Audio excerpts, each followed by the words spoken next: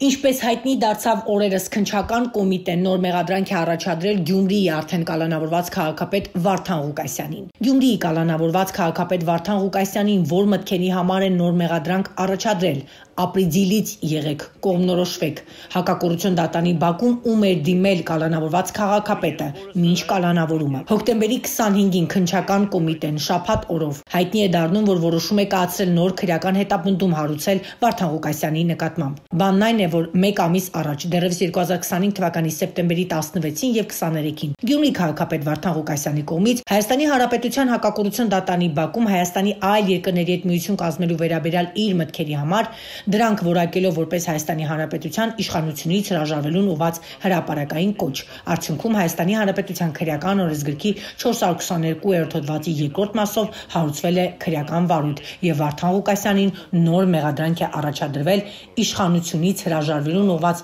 հրապարակային կոչերի համար։ Եվ ահա մեզ կոնկրետ հայտնի դարձավ, որ քննչական կոմիտեն Վարդան Ղուկասյանին ներկայացրել է հակակոռուպցիոն դատանի Բաքում լրագրողների հետ հարցազրույցը եւ շեշտել, թե ինչ միտք է նա հնչեցրել։ Ինձ ընդհանրապես պետք չէ պետական կառույց աշխատել այս հասակին, հիմա ես ավելի հանգիստ եմ ուզում ապրել, բայց երբ որ տեսնում եմ երկիրը վտանգի մեջ է, երկիրը տանում են թուրքացման, թուրքական վիլայետ, այսօր հարցը դրել են կամ պետք է այստեղ լինի ռուսը կամ պիտի լինի թուրքը, ով հիմա դուք էլ բոլորը ուրեմն բան աղեք,